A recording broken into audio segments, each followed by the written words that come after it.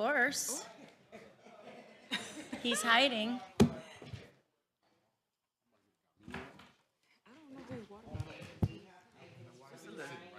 Where's your envelope? Nobody knows who it is. Here, let's just put it on the floor.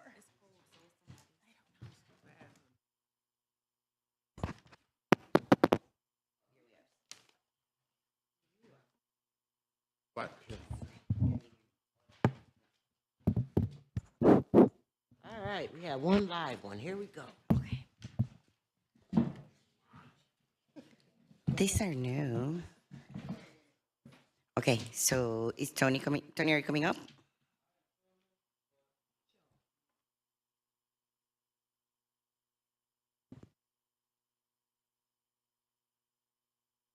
Green. You're great, Commissioner. The floor. 9 to 18.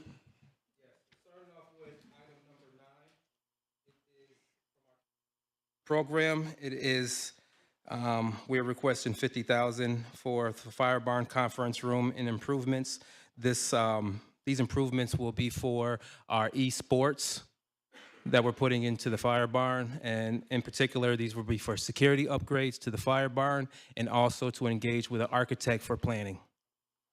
Are there any questions on that?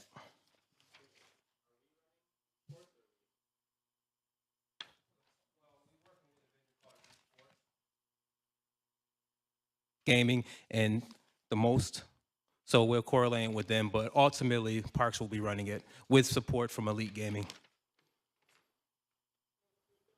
Architect to do what? What is the architect actually doing?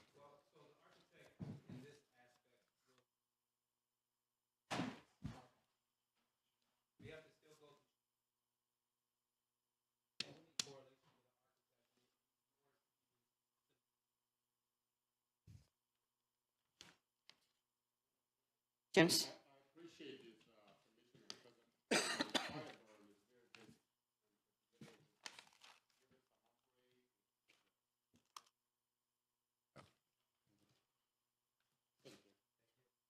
All right, items number 10, also capital improvements, 50,000 as well. And these are for the Inner Harbor initiatives. In particular, the Inner Harbor, one moment.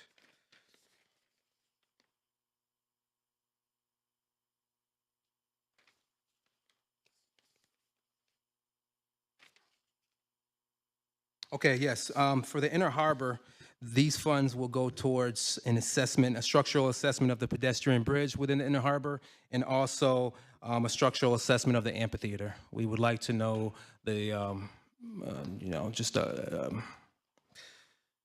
the structural integrity of the amphitheater before we move forward with other projects planned for that area.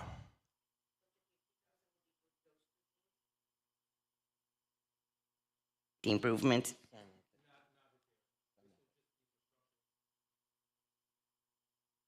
Of the pedestrian bridge.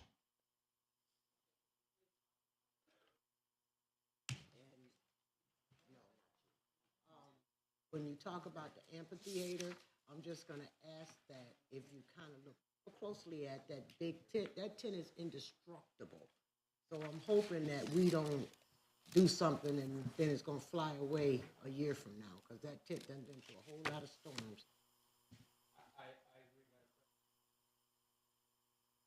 Under the structural integrity of what's under the amphitheater. And that would be part of the focus.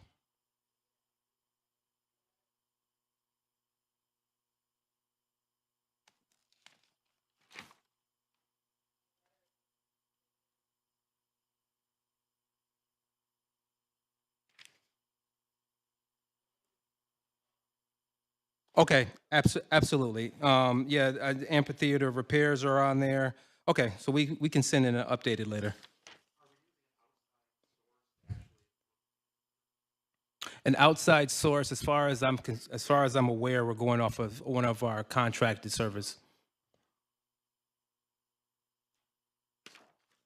Any additional questions? Okay, moving on.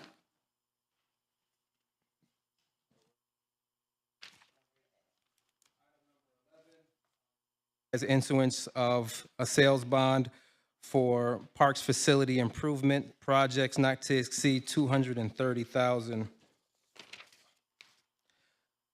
The various projects for this particular piece of legislation are listed on the appendix. Does anybody have any questions on those?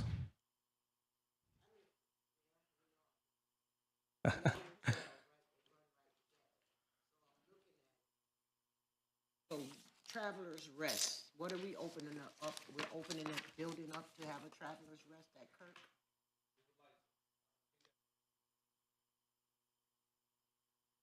Harbor, on that trail side, phase two. That would be a nice area maybe for a bathroom. And there's lots of ideas for that building, but the problem is right now we need an asbestos abatement, and we also need to get that building up to code. So it's currently being used for storage. So we would like to get an assessment of that building, get an asbestos abatement, so we can further plan. Especially along that side of the trail side, it'd be good for at least a bathroom. But that building has room for more than that. Oh, thank you.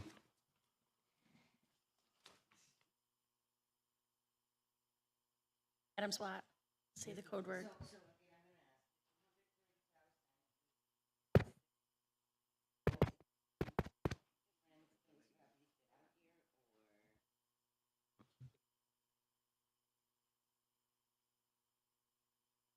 All the ones listed for various reasons. If you choose an item, I can get into more detail. And also, there's maybe about 64,000 that will be allocated towards number 12, number 13, number 15, 14, leaving some autonomy depending on how these quotes come back. Okay. In front of the Spanish Action League, right across the street. Has all been repaired? I know last year a vehicle hit a couple of the exercise stations.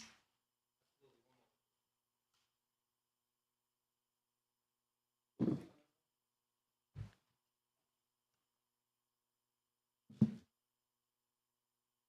afternoon, Councilors. Josh Wilcox, Parks Department. What was the question? Sorry. Yep. Yeah, we're actively working on that. If they were not replaced this fall, we do have the order in for the replacement equipment for those. Previously allocated dollars for our parks playgrounds were able to do that. Yep. Yep. Yep. We're a little back order right now with our playground vendors. I can't tell you exactly, but I can find out for you.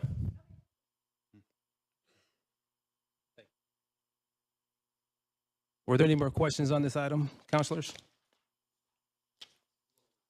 Okay.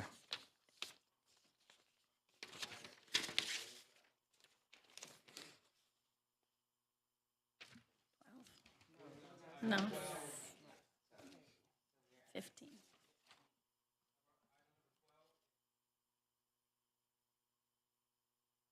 $30,000. Find that on here.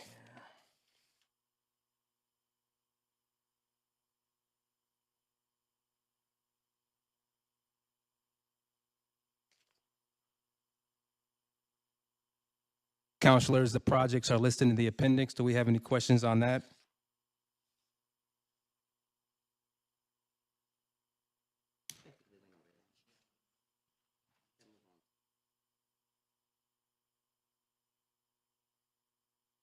Actually, 15, right? 15 and 16 are together. Oh, okay.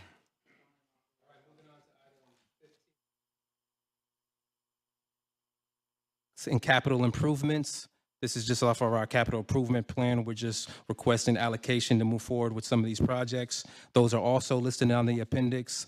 I'm ready for any questions you might have. These are only sidewalk improvements to these parks?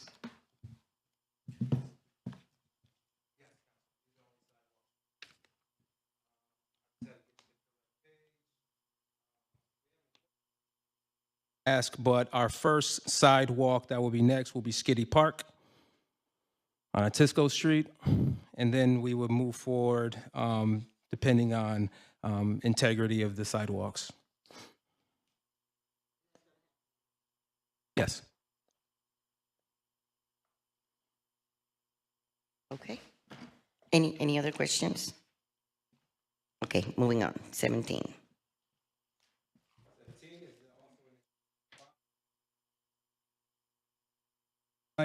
This is a project that the Parks Department is working in tandem with engineering.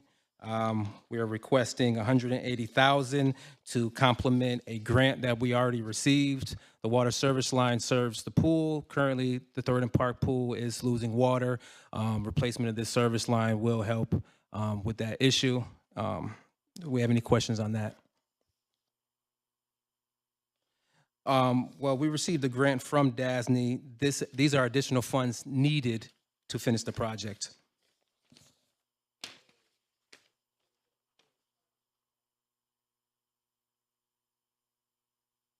Yes.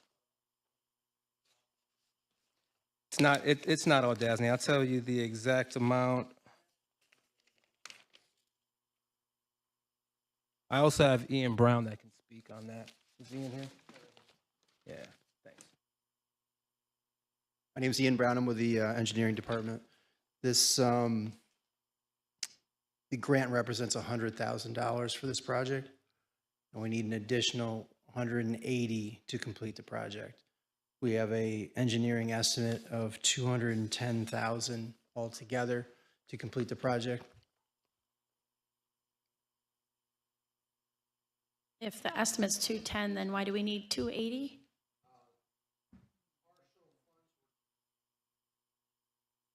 Projects. So we're down to, I believe, 32,000 out of the grant funding.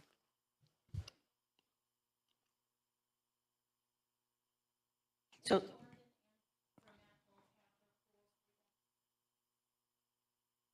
It's made to them?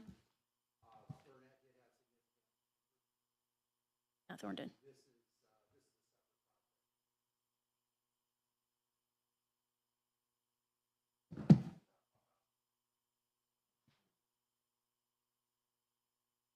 We're not actually entering the pool or doing anything with the pool. This is just the water service.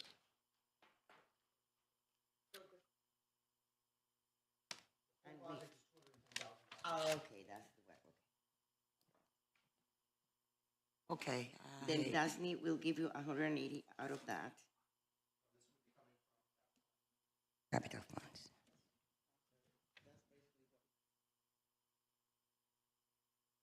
Mm-hmm. With the 32,000, because that's all that's left.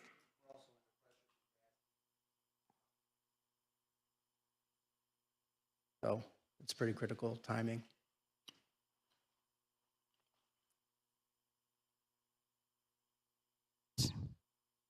We're good.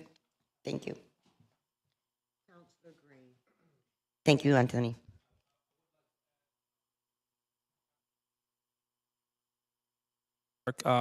Did not just get redone. It may have had some work done, but Thornton Park needs to get redone, and we'll be requesting that as our first pool that the Parks Department will working on next season. Thanks.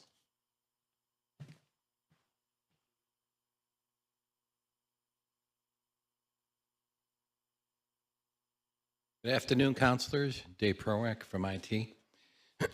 Item 19, we're asking for the ability to enter an agreement with Spectrum, and this will allow us to set up internet access at both McKinley Park and at the new DPW fleet facility on Lemoyne Ave. Questions on this? Okay, 20.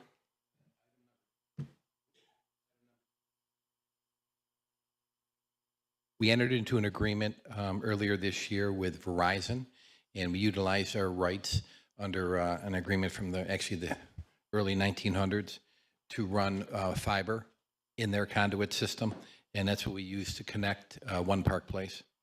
I put in an estimate of $7,500 for that work, and it wasn't enough. It came in about $1,400 over that, so I'm asking for the ability to finish off that bill.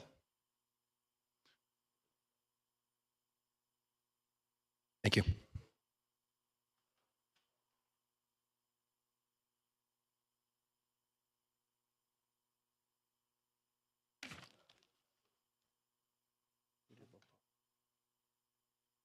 There's Matt OJ, Commissioner of Assessment.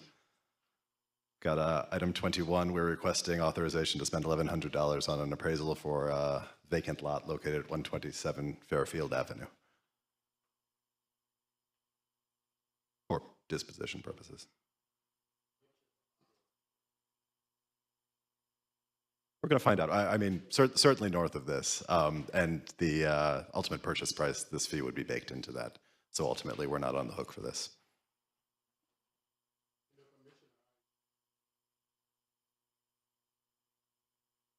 And you know that. And I'm just so happy that it's coming in front of us, as they have been looking for this lot for years. And it's pleasing to see that it's moving forward hopefully in their favor, you know. Our new deputy, we've done some reorganization, streamlined some things, and I think it'll be a bit easier to get through this process in the future.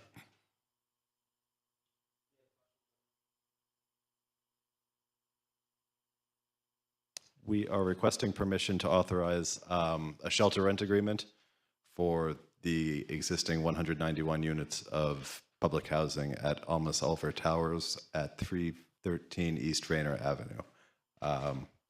Long-standing public housing, getting close to the end of its economic life, as part of the partnership between the Syracuse Housing Authority, who owns the property, and McCormick Baron Salazar, who is redeveloping the East Adams neighborhood. Got a good team here ready to fully renovate the property.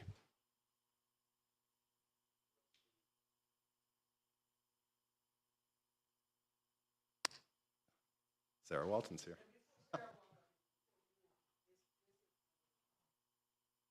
Shelter agreement?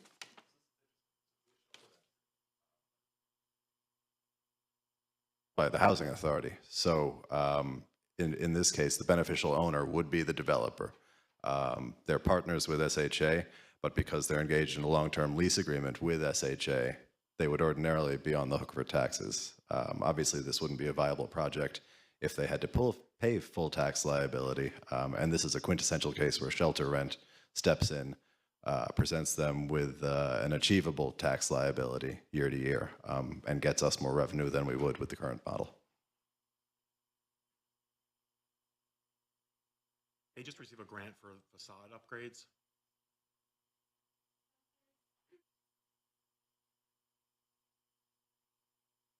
To that, but to the question on the timeline, we heard from Homes and Community Renewal that they expect to close on the project that's seeking financing next summer. So Q2, early Q3 of next year. So that's when they expect to close on the financing, and then they'll start the repairs.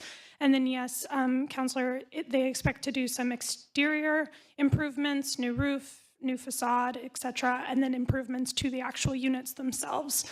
So new kitchens, bathrooms, flooring, things like that.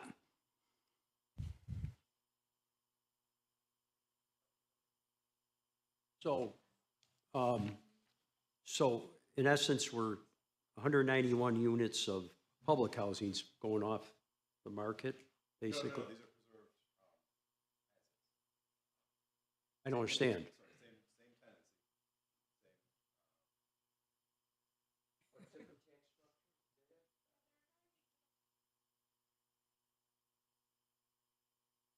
tenancy. Through HUD, so it will still be it will still be affordable. It will still be affordable housing. It just won't have the same public housing designation, but it will still be affordable, preserved units for residents that qualify. On the good side, we're preserving housing first and foremost. As a bonus, yeah, there's going to be $105,000 a year in tax liability that otherwise would not accrue to SHA that will accrue to MBS under the terms of the shelter rent agreement. Managed by MBS, I believe. Well, I mean, managed by the new Article 11 corporation they're forming, Alma's Housing Development Fund Corporation, which is a joint venture between SHA and MBS.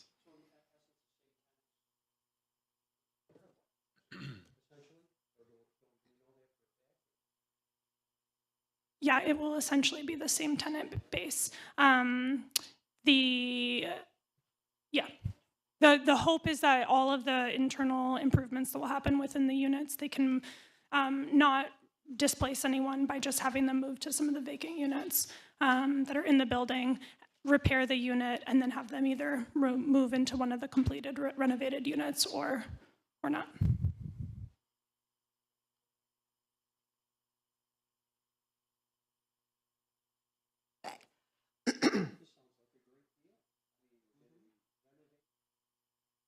I'm moving in.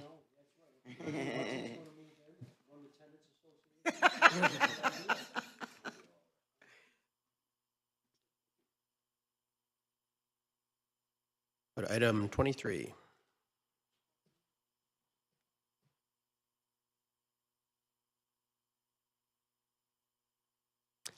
Good afternoon, councilors. Nicolas Diaz, Chief Innovation and Data Officer for the city at API. Items 23, 24, and 25 all relate to the acquisition of a software product called iManage. This is software as a service solution that we identified as a priority need for our corporation council. The gist of it is a specialized document management system for law purposes. To walk you through the financial requirements here, we are requesting $45,000 as a bond for the implementation of the software, which is a one-time cost. And then the item 25 will relate to the subscription costs. There is one typo in item 25. I'll let budget talk more about that particular item if needed. But the typo is that where it says used for the law department, 23,000, that should be the 39,000. And then for payroll, that should be the 23,000. So those are swapped. We'll send out an amendment notice, but those 39,000 cover the subscription fee, which is for 3 years. So it's not a yearly cost. Just wanted to clarify that. I'll be happy to take any questions. Or is it theoretically could be used by all departments?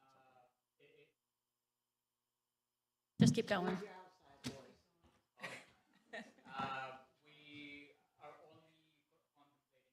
Legal department right now. As I said, it's a specialized software. There are certain confidentiality requirements of who can access each document. There's also particular version control protocols that are specific only to law. So while we would be open to considering whether other departments, particularly those that have a more legal function, could be eventually added, but for right now, the implementation is going to be exclusive for members of the corporation council team.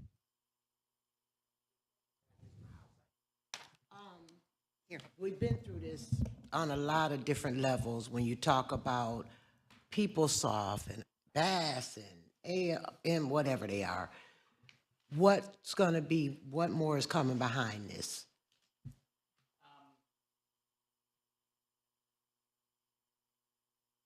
That we maintain and that we keep updated of what's in our digital transformation agenda. And to your point,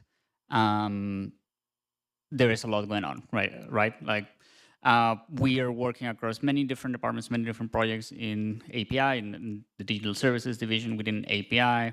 For example, one of our big projects right now is the expansion of our AIMS software to support our illegal set-outs operations. So there's a lot going on. I don't have it with me. I'd be happy to do a more deeper debrief of all of the different transformations digital transformation projects that are in the docket for our next calendar year.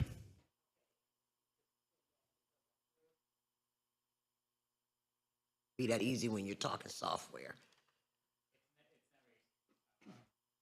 And the price tag always goes up quite a bit, so.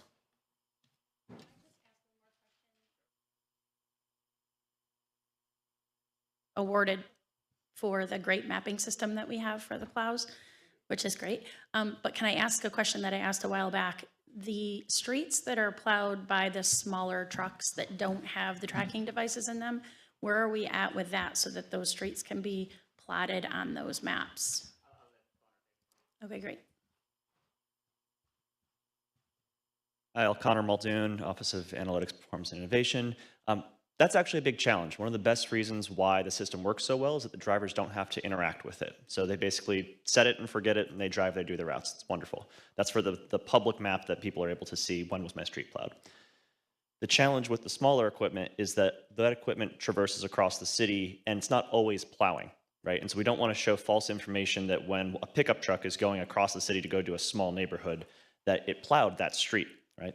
Whereas the larger or medium-sized vehicles, whenever they're in operation, if there's snow on the ground, they're plowing. So we basically say if that's traversing from one street segment to another, count that as plowing. For the smaller ones, that's a lot more challenging. There are ways to navigate around that, to have like a button that, yes, no, I'm plowing, plow up, plow down. There's sensors that you can place on there. We've been working with our fleet manager, Rich DeVesti, to figure out what the right way to do that is. For right now, the best path forward is to say, that disclaimer that's now on the map that shows that for some very small number of street segments across the city, for yours, I apologize for that, yes, that we just aren't able to show that information at the moment. We're continuously working towards that. We just had a meeting just an hour or two ago with another software vendor who we work in tandem with, Esri, Rubicon Software. We'll be talking later about that today, about all of the developments in their program to help us do that. So certainly in development, something we'd love to see, just not technically available at the moment.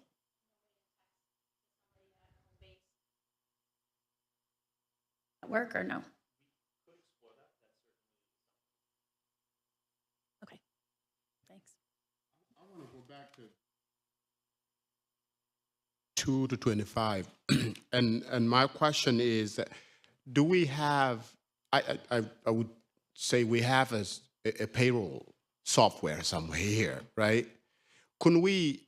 Why couldn't we create a portal through that payroll software and restrict it only to law? That why do we need to buy a separate license?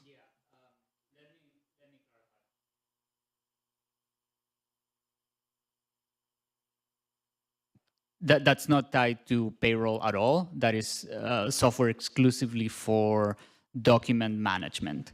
The reason why it says payroll there is because there's an additional transfer of funds that tie to payroll. I believe this is not something that I am personally overseeing, but I believe that that's tied to the implementation of our existing payroll system. I don't know if Anne-Marie can speak a little bit more about that, but that's a separate request from the managed system.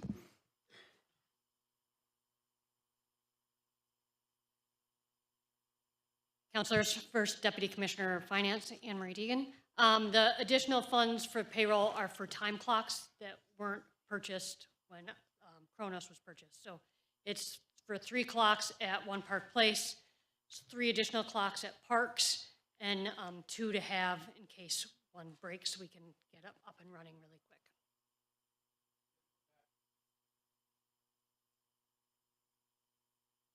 With the HRIS system, with that is more centralized. Where are we on that? So we are engaged with RIS system. We're hoping to do that in the next couple of weeks. We're in constant communication with them to see. Right now, we're in the midst of figuring out how many licenses we need to purchase so they can come in, and when they're ready to implement, we have the licenses and we're ready to go.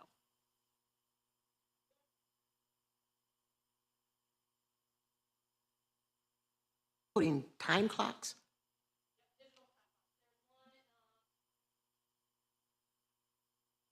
on the wall just past the hallway. You'll see one, not quite operational yet, but it is installed and ready to go.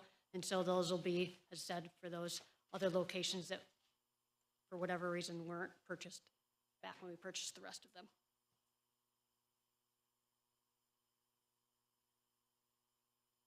All right. Any other questions on 23 through 25? Nico. Item 26, this is a resolution to appoint someone to the vacancy for the Board of Assessment Review. The appointment proposal is Donna Moore. Her resume can be found in the book. Any questions on this? Okay. Addition to the assessment. You're welcome. Counselor Gathers. Thank you, Madam President. Items 27 through 41.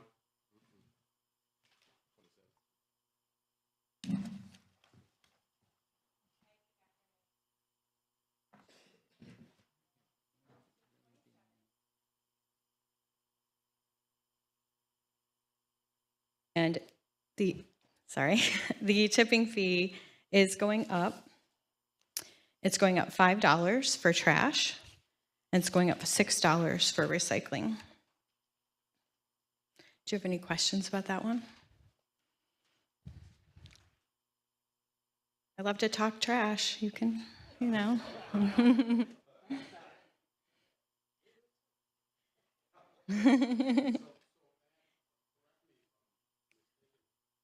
Like every year goes up, which I understand, right? Has there been like a proactive move to maybe get, put them a contract that could be consistent for maybe a couple of years? Had there been any of that discussion at all?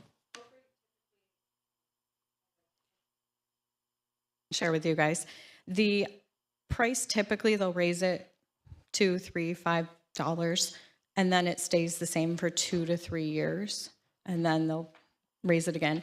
It's really the Okra Board of Directors, the employees. They have to examine their costs, and they are a public benefit corporation created by New York State.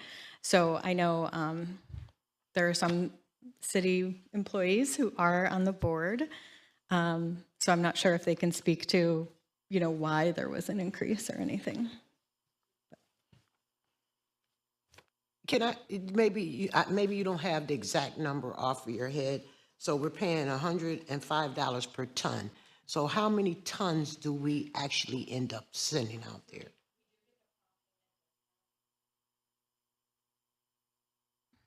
And it's 35,753 tons is what we did last year, which is about $3,600,000.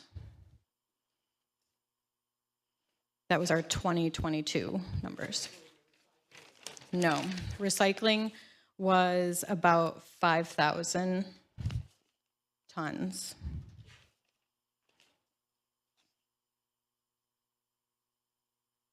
You're welcome.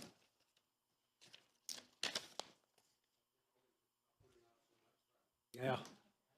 Maybe, you know what, I mean, obviously, it costs us a lot of money, and maybe we should contemplate maybe a local tax on some entities that produce a lot of trash. I'm not kidding. I'm not talking about residences. I'm talking about, it seems like there's a plethora of people that are always driving up and down my street with like containers of plastic containers to deliver. Maybe there should be like a tax on some of that stuff. Just something to consider, counselors. Very good. There's nothing better than having a deputy commissioner of DPW after a snowstorm up before us,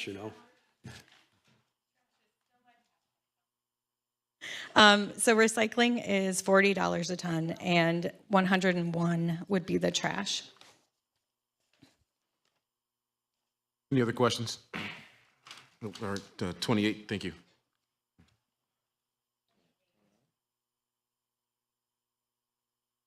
For that, thank you. Good afternoon, councilors. Neil Burke, DPW. Item 28 is related to an RFP that we released. And this is for an agreement with JMT Incorporated for professional services related to staffing and operation of the Traffic Management Center at the Department of Public Works. In the past, this was funded via an 80-20 agreement, being a 20% match. It's now 100% covered between New York State and the federal government.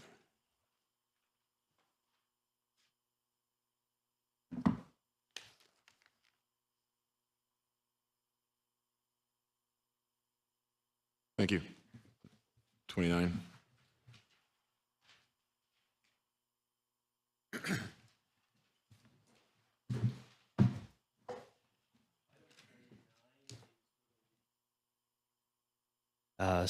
The development of a Vision Zero action plan on behalf of the Department of Public Works. This is another item that went out to RFP with the entity Sam Schwartz Engineering, DPC, being the selected firm.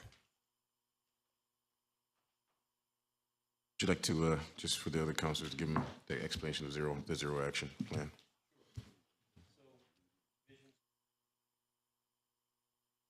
Traffic fatalities and serious motor vehicle injuries with a safe systems approach.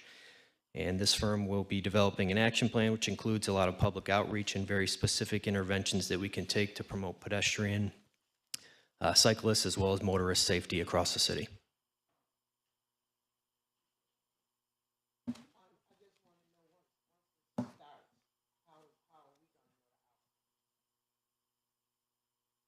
Yes, and there will be a big public outreach component, which again, anytime we do the outreach, we share it with the council as well. So more than invited to attend, and we'll make sure that we send you whatever they produce and also let you know if there's an event or anything like that coming up.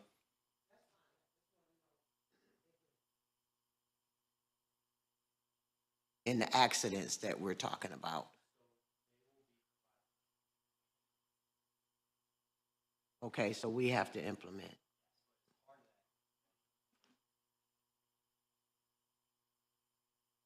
So this is going to be used as well to set up an advisory committee to work with?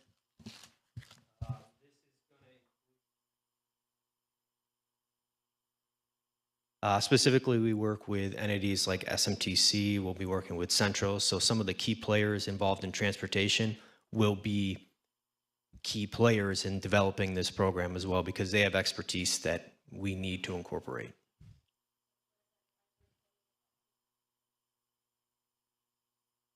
Appointed, like the Housing Trust?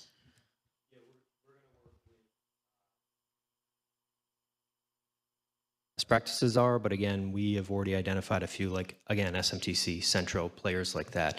If there's any other ideas, feel free to send them our way, but all this information will be very public-facing as well.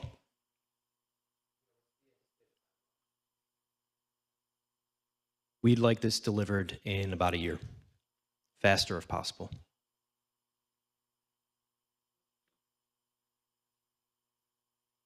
On a related item, Neil, where are we with the school's speed monitoring stuff? Yeah. There's been a few, 3 or 4 have gone in. We have a number of items. They're on back order, but I can get you a list if you'd like, but I know that, South Gaddis has one that's flashing at me every time I go up and down there. I'm doing the speed limit, but it's the folks around me who aren't. Thank you.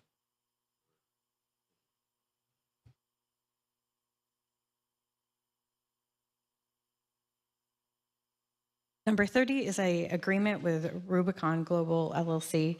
They are doing work with our sanitation vehicles. We had a 3 months for free, and then we're basically just looking to renew it, but this time we will be paying for that 3 months. So it's $6,200 monthly, and we have a not to exceed of $37,000.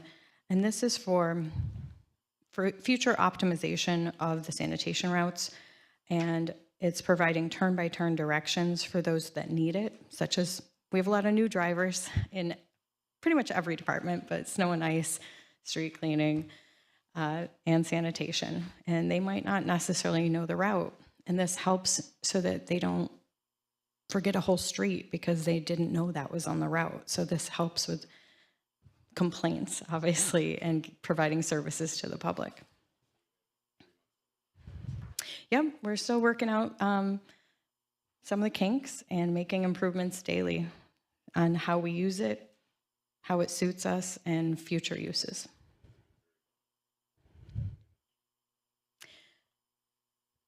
Right now, we're still making some course corrections, but what has been a really cool feature of it is that, say the crew consistently has this house that they get called back to.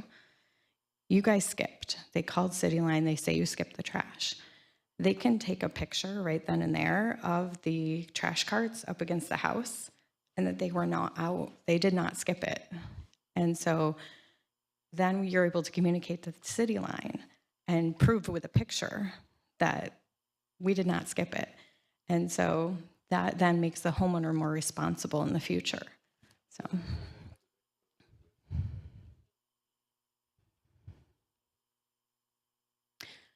So seniors were able to track in Rubicon as well.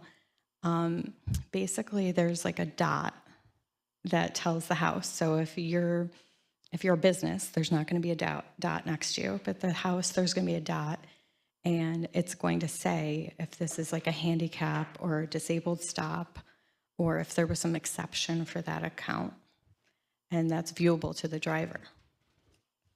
So it's kind of like, I mean, we're putting in some fail safes, right, to hopefully provide better, more consistent service to the residents.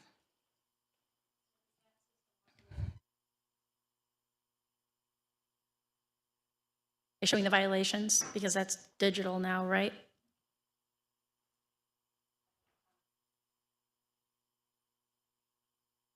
Be able to articulate it as well as Connor, so. Connor Muldoon, API again. All right, Rubicon does both snow and sanitation. For our sanitation, in addition to route optimization and turn-by-turn directions that Ann just described, it does service verification. Did you forget a block? It does in-field reporting of issues. Hey, there's a knot out. Let me take a picture of that and communicate that back to the crew leader. It will eventually support route optimization. It does things like cart asset management and bulk pickup scheduling and tracking. And so your question was, does it get tied to the AIMS system? The AIMS system is just for issuing the ticket and putting that ticket into the same back-end office system for our BAA and City Payment Center. The way that they work sort of together, but they don't integrate, and that's a very intentional decision. When a crew sees an issue in the field, the sanitation driver takes a picture with a tablet, and that gets reported to the crew leader. The crew leader follows around 3 or 4 different packers on a given day, and they go investigate those issues. Once they determine if it is an illegal set-out, they then use the AIM system to take a picture of that in that system, and that goes through to City Payment Center and BAA.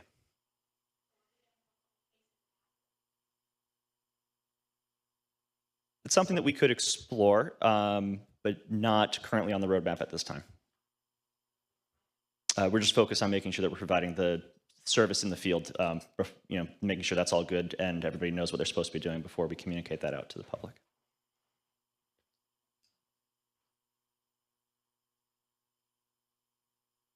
Push that on the website also for people who want to know if the trash trucks have been by or not. But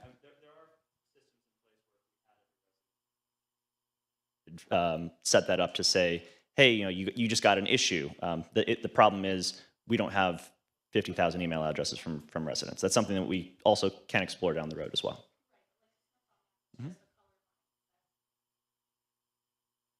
or 0 to 3 hours. So I'm just saying like that, have a trash line that says picked up or not. Not individual houses, but streets.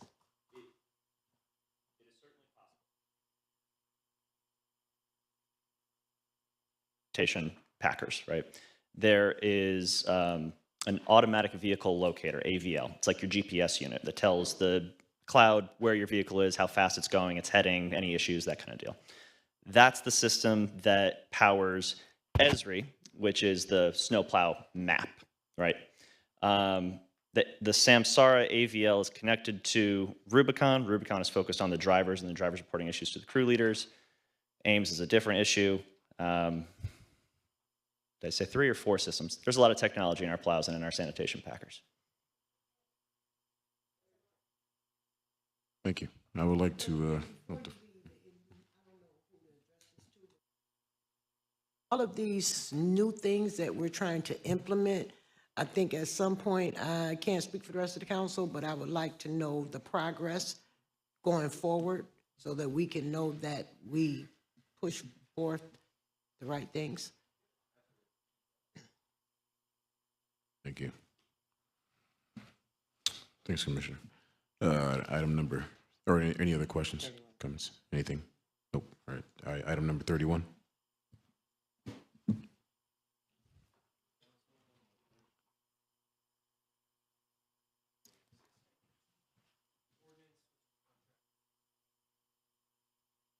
Bergman Associates. This is related to construction and inspection services for a large fiber optic trunk replacement program, and that serves our connected signal cabinetry and also supports the ongoing efforts of the very large north, south, east, west interconnect expansion. Any questions? They are connected, correct? Are those companion pieces amend, bind, and authorize? No?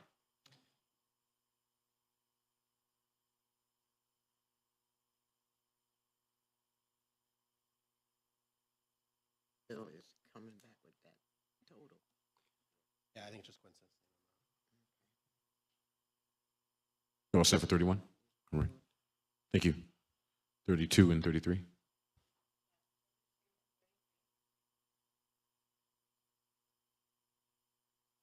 And the upgrades for the Inner Harbor electrical upgrades, Ken Townsley was, sorry, he couldn't be here right now, so I'm just representing. And I can go into more detail. So this is solely for the Inner Harbor, and there is a freight house relocation. So to move the electrical service to accommodate the new location of the freight house to the pier. And then there's Harbor Master House improvements as well. I can get into more detail if you'd like.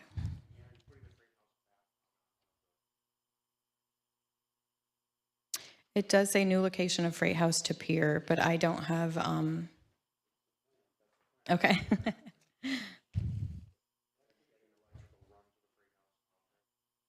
Yep, move the electrical service to accommodate that. So who is the private owners right now that we're taking it from? Yes. It is core.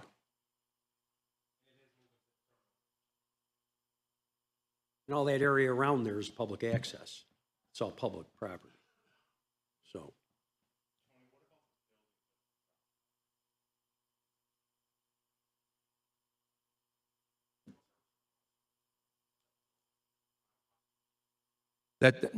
That's still retained by Core.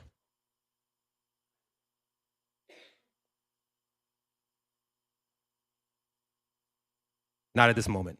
No, counselor. Any other questions? Thank you both. 34 and 35. Good afternoon again, Council. Neil Burke, DPW. 34 and 35 relate to funds to support the market area pathway.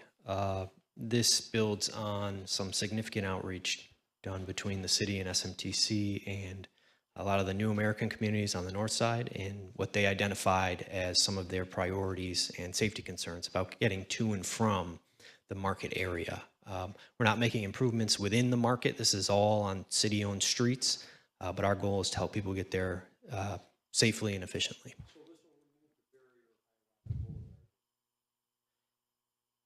We're going to make improvements, and we've already started on a parallel track. We've replaced that traffic signal at Park and Hiawatha. It's running a lot more efficiently now that it has.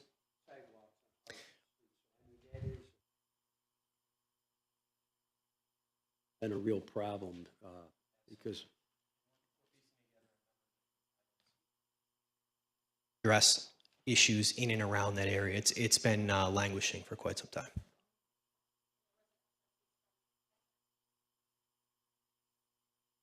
$2 years, 3 years ago anyways, yes. Good job, Counselor Hogan.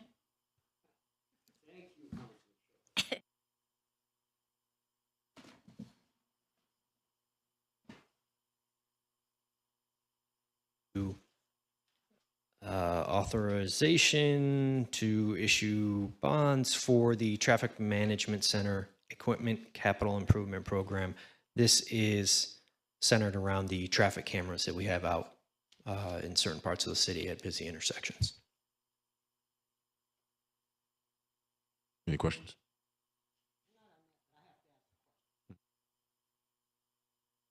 I've complained a couple of times about how one light will be green and the other light will hold, and it leaves traffic hanging in the road. I was told they're not synchronized, but at some point when you have traffic blocking a whole road, shouldn't it be synchronized?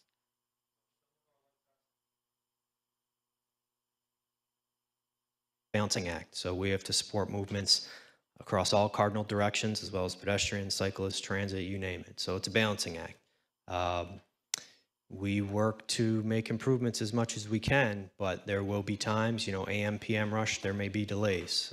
You're seeing that in select intersections, but I think as a whole, we do a pretty good job. Okay. Thank you, Neil. All right. Item number 38.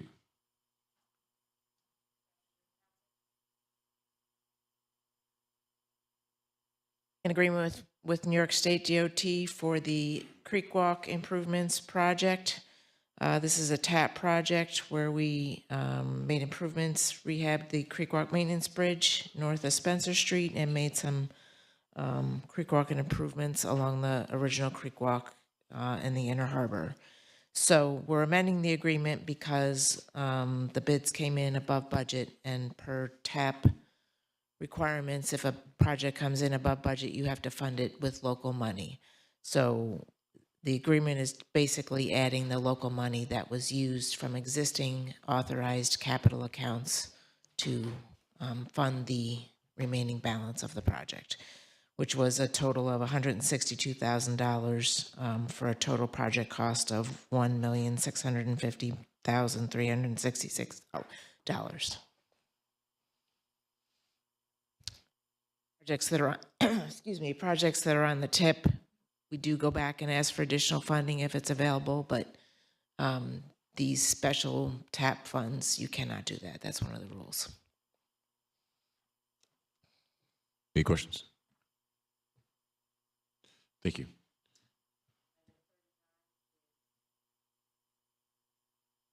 For the TIP project, the East Brighton Ave paving project from Thurber Street to Seneca Turnpike and the city line, we're adding detailed design funds for a total cost of $396,000 for a total amount not to exceed $752,000.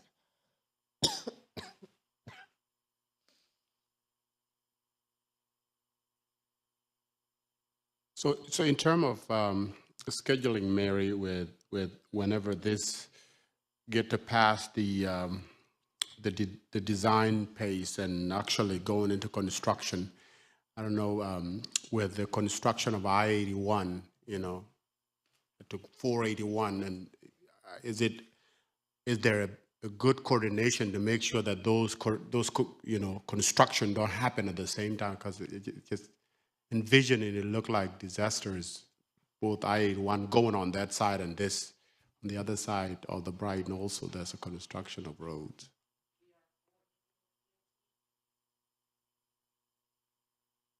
It is completed.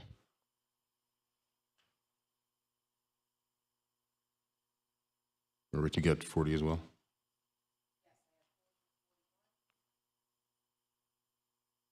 Authorization for the $125,000 for the Kirk Bar Canoe Kayak launch along Onondaga Creek.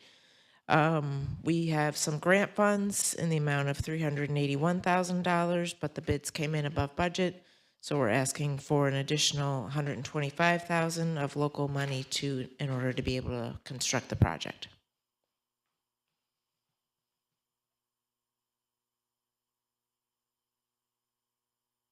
Questions on this?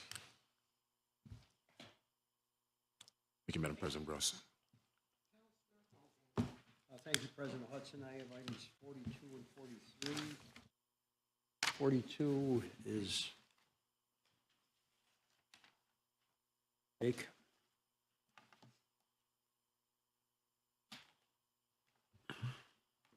Good afternoon, Jake Dishaw, Deputy Commissioner of Code Enforcement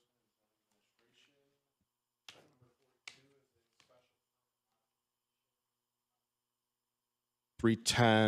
Administration. 310-12 South Ave. It's also where B&B Lounge is located.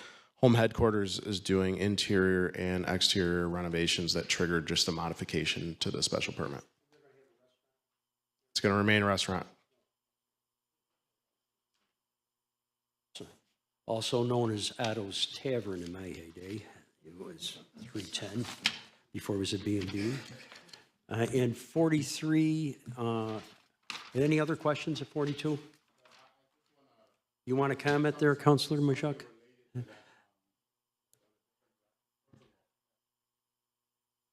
Thank you.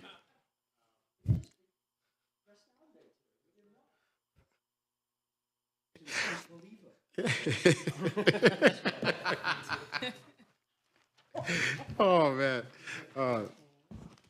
Thank God Frank is not here. Okay, on South Salina with the bars and all of that stuff, how are we doing with all of that craziness? Yeah, Valentine and everything else. It's not just it's a multiples of them. How are we doing?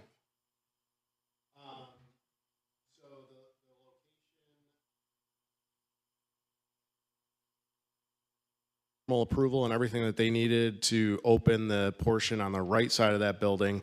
They passed everything with fire prevention and with code enforcement. I can't speak to any incidents that I'm aware of there. I can say the one in Valley Plaza has had some points applied to their certificate of use for some incidents already, but that is all that I'm aware of at this time. Come on, Joel, say it.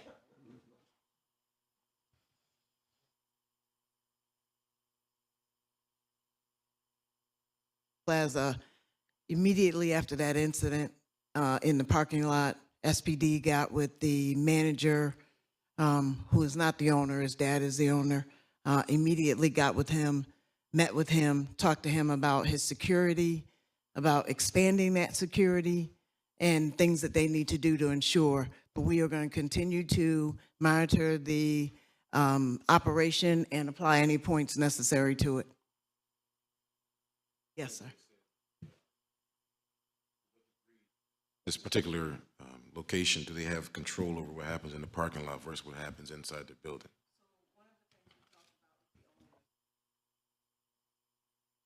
Has a policy within itself of a parameter of so many feet or yards that they can go, thank you, from the opening of the door. We've talked to them about going back to them to talk about that a little bit more. We've also talked to them about using us to find any other security that can help as well. And we do recognize that things that go on in the parking lot, but we also want them to recognize, and we had a great conversation with him, that but for coming to his establishment, they would not probably be in that parking lot. And so we're willing to work with him, but let's all take responsibility for operations. And so he actually proactively reached out to us after that incident. And it sounds like he's talked to you as well. Okay.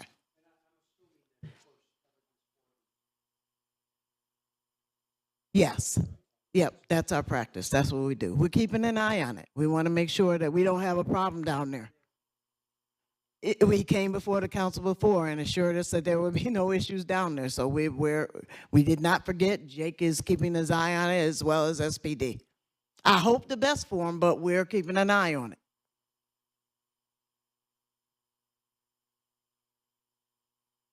All righty then. No, wait, we finished 43? Hogan? We have not done.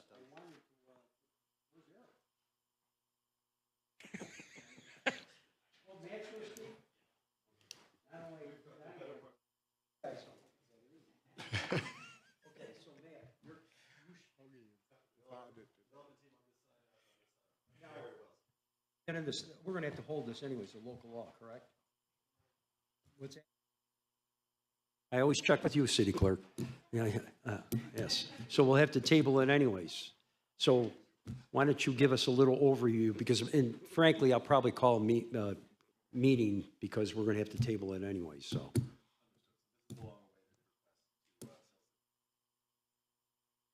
Long known as City Hall Commons, municipal office building. As most of you know, 2 of you were on the RFP committee. We went through a long RFP process 2 years ago, soliciting interest in redevelopment of our asset over here. Had several responses. I think far and away the best response came from the development team at Hanover Ventures, who proposed to buy the building for $850,000. Renovated into residential use, which is expected, but a mixed income concept that we hadn't seen from any other respondents, have not seen too many examples of this in the broader community. It's exactly the right concept for an asset we control, the right asset for the right concept for downtown, and I think for the community at large, getting market rate units in with income restricted units, active commercial spaces on the ground floor. And I think there's a development team here who's prepared to execute on that.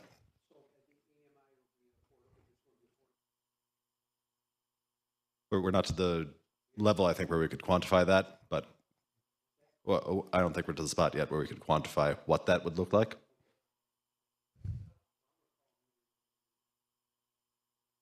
A great example of, you know, what downtown could end up being in the future as far as having affordable apartments and the market rate, so.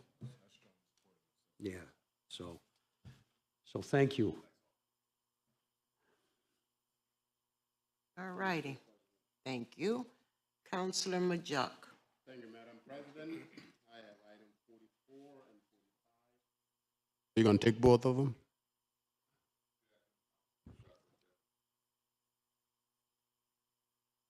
We're going to replace body worn. Replace dash cams we have them currently in our traffic cars, and they're old and outdated. So this would be new dash cams for the traffic cars. Cost not to exceed $105,000.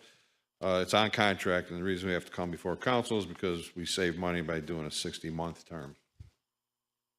It'd be about $6,300 savings. We keep them on our traffic cars, so I'm not sure if they're transferable, but that's where they're going to stay, is in the traffic cars. I don't know if they all have cameras, but I can check.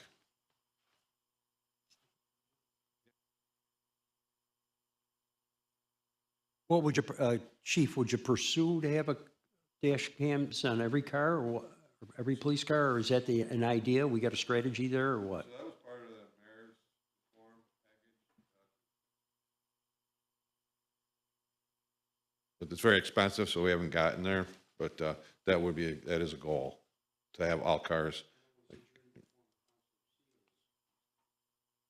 Mm-hmm.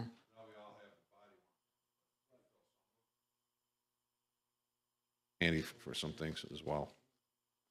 And the traffic cars, they do most of our DWI arrests, so they can get the bird's eye view of what's going on.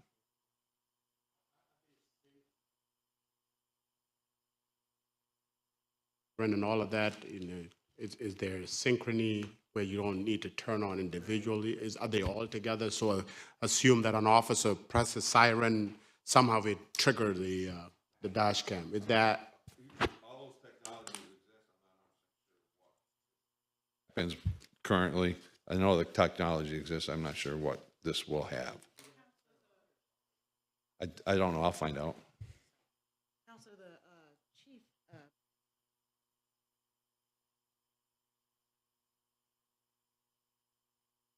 Could you please? Yeah. It's got the thing. I think it help the officers as well. You know, where they don't have to, they raise, you know, just one button and it help them do what they need to do. All right. Other questions? All right.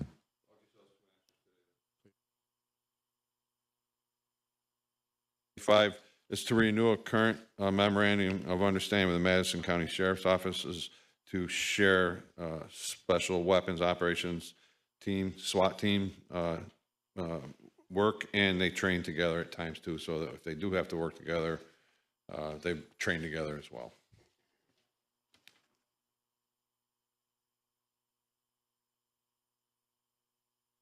Oh, train together as in, because it seemed like our department has different way of approaching things than they do. What does that training together entails?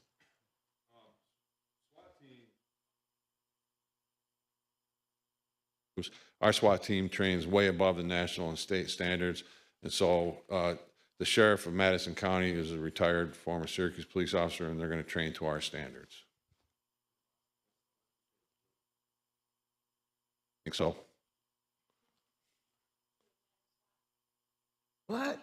Have we given her the gears yet? Nope, nope, haven't given them to me.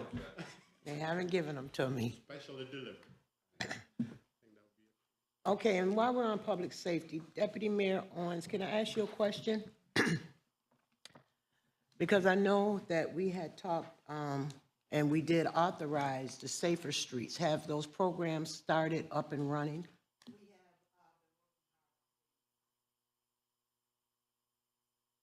So the next phase right now is, in those agreements, those organizations have agreed to implement hiring panels. So Lateef will be involved. I think he's reached out to you so that we're ensuring that we're hiring the right individuals. He's going to start those conversations before this year is out, and we want to have those people on the ground in January. Yep. Yeah, the contract process took time. Yeah, we had to work with them. The program.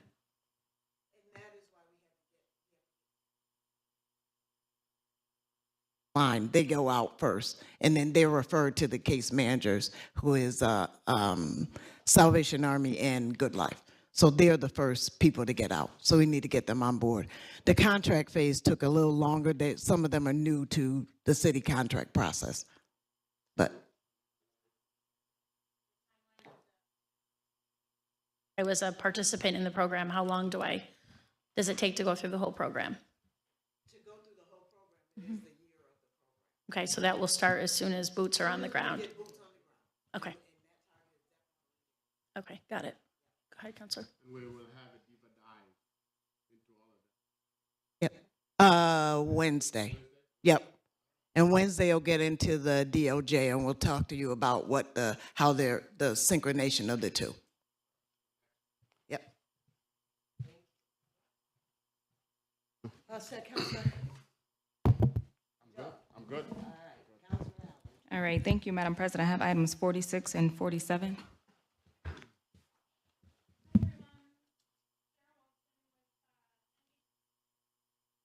The item, but have partners from Syracuse Housing Authority to help answer any questions as well. But this item 46 is to authorize the city to enter into a Choice Neighborhoods partnership agreement and to co-apply for a Choice Neighborhood implementation grant through Housing and Urban Development in the amount of $50 million. You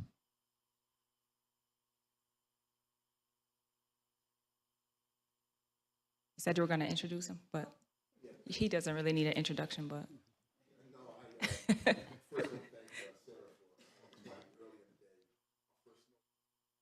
Late, so I apologize. But yeah, this application you saw a year or so ago we applied for these dollars, and our application was rejected on threshold on this issue called separability, where what that simply means is that HUD wanted to see the full project built out with their dollars, or proof that you can build out the full project. And we applied for a certain area of the development that we felt that we could finish within a 6-year time period. So this year, we decided that we would wait until we had more of the property built out. And you heard about AOT earlier and McKinney Manor. Some of those phases were moved along diligently. And we have some closings planned for those 2 properties with dollars commitment from New York State. But then HUD came out with the notice saying that we're going to combine 2 years. Next year's application, which we were going to apply for, is involved in this year's application. And when we read the notice, it said that the issues that Syracuse Housing Authority had, it didn't say Syracuse Housing Authority per se, but our issues of, being able to demonstrate that you can build out and finish this ambitious plan could be done with certain letters of support without having the actual hard dollars committed. So based on those 2 factors, we said, let's go for it this time. And so essentially what you have in front of you today is what we did last year, and a choice application with the Syracuse Housing Authority as the lead applicant, the city is the co-applicant, and we have a number of partners, McCormick, Barrel, and Salazar. We have Urban Strategies, who's really on board now, working with the residents for case management. And this, this development really still implies and includes 1-for-1 replacement for the residents.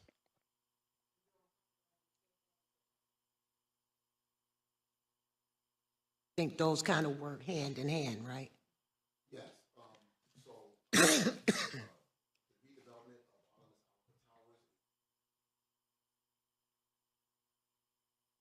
As I like to think what we did at Freedom Commons was really the first phase of it, but that's okay. AOT, and so that's we had to put together that HDFC. It's a legal entity required by the New York State Department of Housing and Community Development for the tax credits, the low-income housing tax credits. You have this entity that you put together, which involves Syracuse Housing Authority, McCormick Barron, and our equity provider, and to make sure that all the guarantees are in place to do the redevelopment.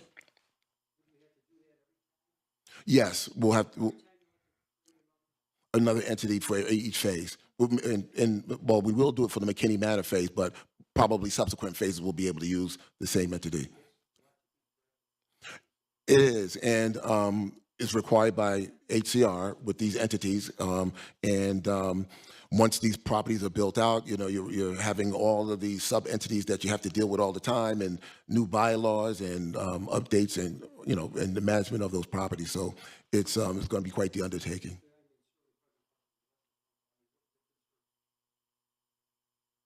From one place to another to make sure that goes as smoothly as possible, this ambitious plan. Yeah, we have we used a grant from the Enterprise Corporation in partnership with Blueprint 15 and Syracuse Housing Authority, and they've been on place meeting with residents currently, talking about, along with our Section 8 staff, talking about the Housing Choice Voucher Program, how that works for those who want to use the voucher. Others will probably relocate within the SHA footprint in existing housing until their development is complete. No, I'm finished. I mean, I think I was initially taken back by the formation of the. Those are required in Eastwood Heights and Eastwood Homes. Yeah, it's going to be quite the undertaking. Well, it's a lot to keep track of, but you kind of build it in your system and capacity as you bring on each one.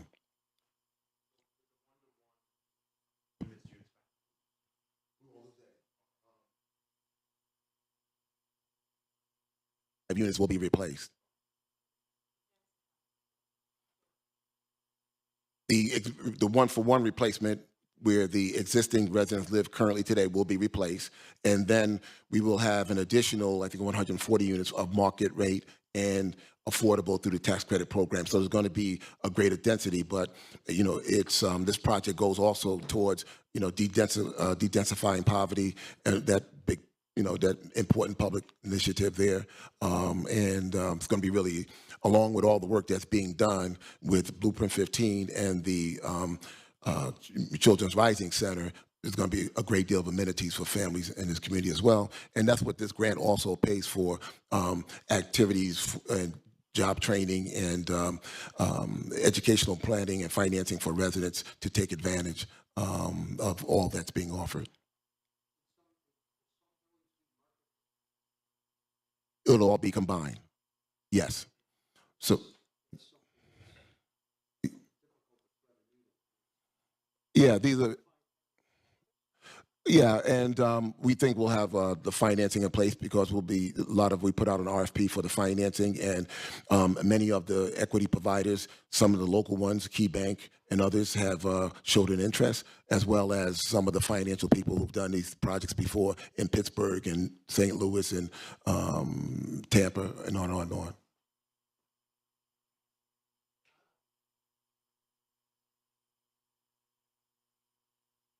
As this $35 million for redevelopment is not just for renovation. There's going to actually be new buildings going in, is it? Okay.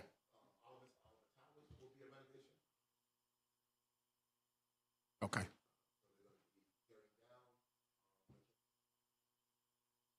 Mm-hmm.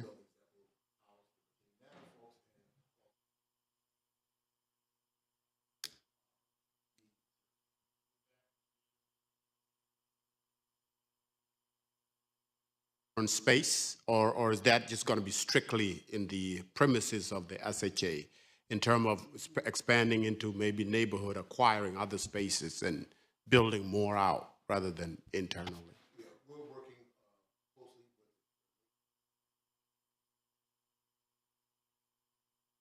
with land bank so that we can have these opportunities to build out around in the neighborhood for some residents who may want to take advantage of home ownership.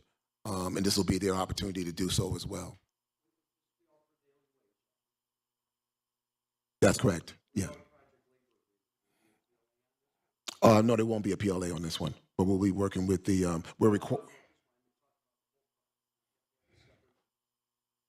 No, we have a primarily a master agreement for all phases going forward, and commitment to the Section 3 component and MWBE, which is required by New York State, HUD, and SHA. Move to the next bill. Let me ask you, do you have any plans of building another commons?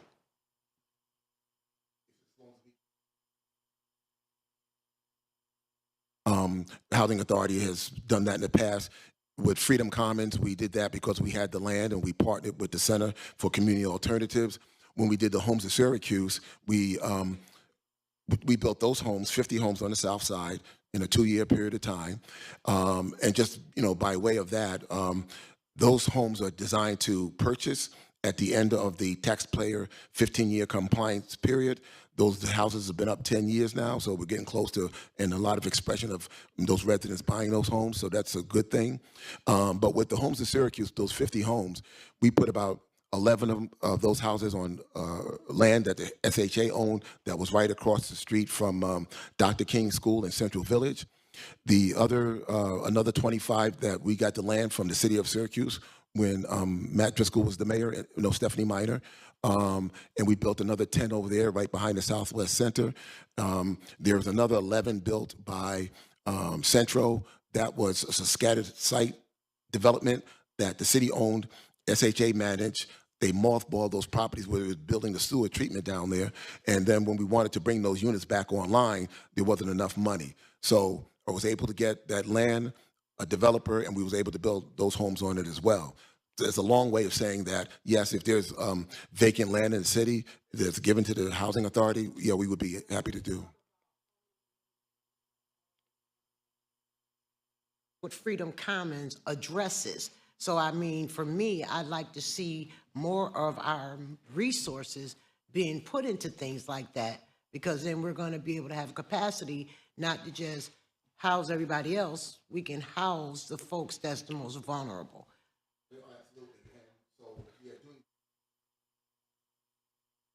As you know, Freedom Commons, we've had a lot of experience with that, and that's been working very, very well. And so the Housing Authority really always does a lot of supportive housing. We've had the Erie program over at Toomey Abbott Towers. We have the YWCA over at AOT. And so, yeah, we're very, very familiar with doing supportive housing. We think that Freedom Commons is a good model, and we'd be happy to do that type of housing in the future.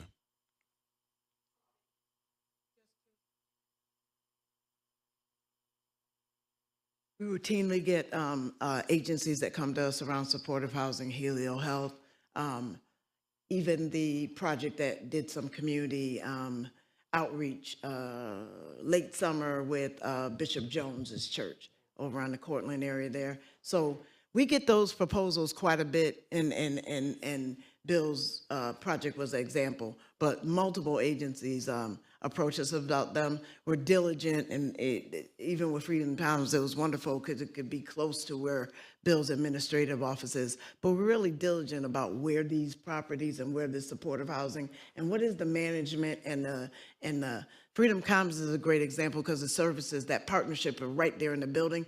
Sometimes that doesn't happen, and so we're really diligent about the proposal of these projects. What are the wraparound services and the management of the facility that's going to take place? Yes, it is.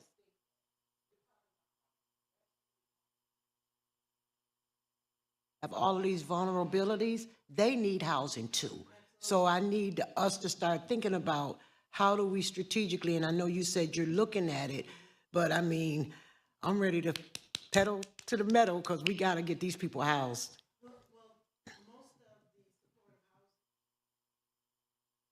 Like tech funds, and they combine the two together. There is no animosity to the project. It is a due diligence about the management of the project and the wraparound services. You have got to present that to us. Bill does a good job of that at Freedom Commons.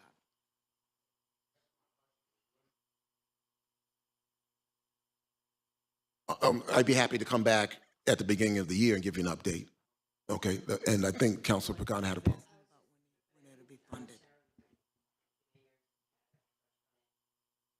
And goes to the redevelopment, and then the balance, the $15 million goes to case management and helping the folks that. On the part of MBD, the HUD would allocate 65% or $32.5 million. So I'll make sure that that update gets into the office. And then yes, $10 million for neighborhood improvements and $7.5 million for the services provided by Urban Strategy. So I wanted to correct that in the materials. Thank you. Providing that case management as Syracuse Housing, or partnering with, our agencies and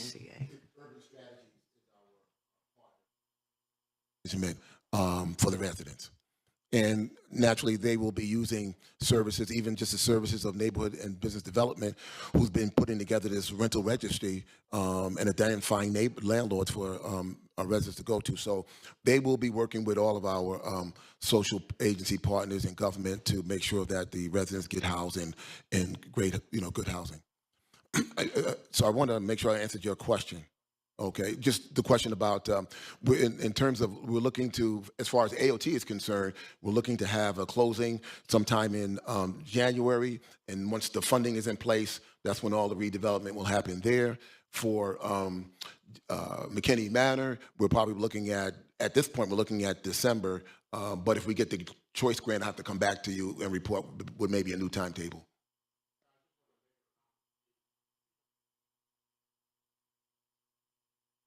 The way it is managed, the way it has been built, it is beautiful. Like, I've been in there, and it's just to see the level of care that and thought process that went into that building is just it's spectacular. It's beautiful.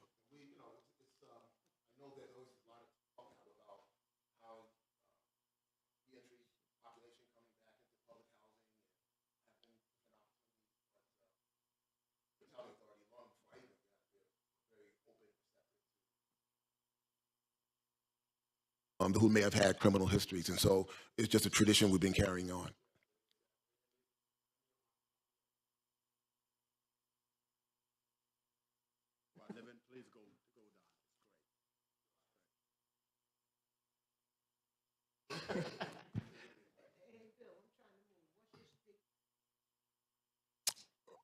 In terms of vacant property or? Oh, I don't have any vacant land at this point in time. Oh, 1,500, well, up at top of Toomey Abbott Towers, one of those corner apartments, that might work for you. Got a great view of the university in downtown. Yeah, that'll put you on the wait list. I don't want to get any fair housing complaints. Right? Yeah, I can't afford to get any fair housing complaints.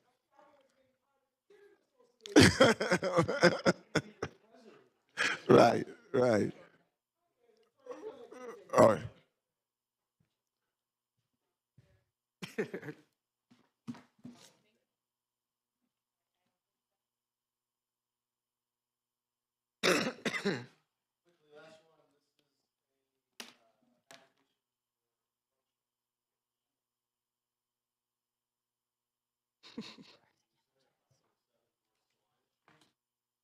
CYO?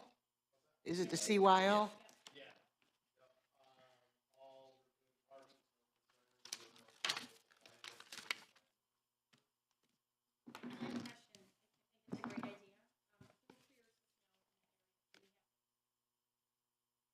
Snow removal process? Neil's right there.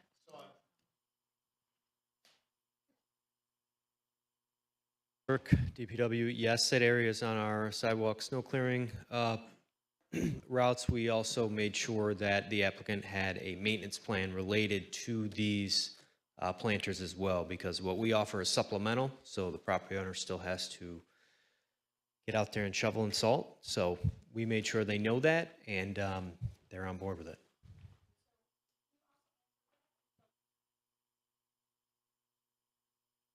On Salina that are gone.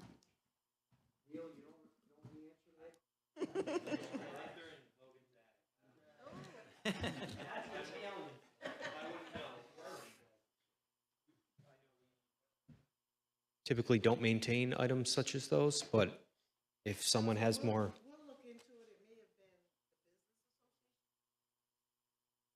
Northside Businessmen's Association. I'm not saying that, I'm just making a guess here, Counselor. I'm guessing too, so we're gonna find out.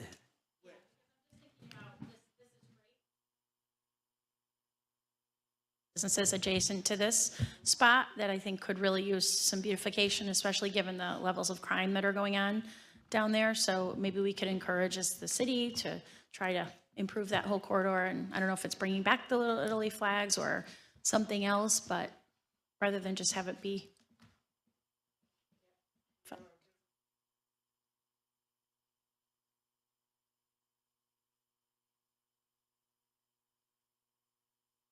Okay. Who is that person?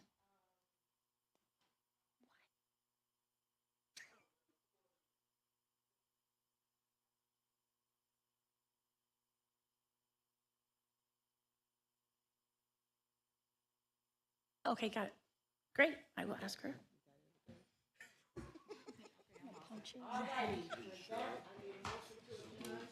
I'm not talking to you for the whole day. I have fucking questions.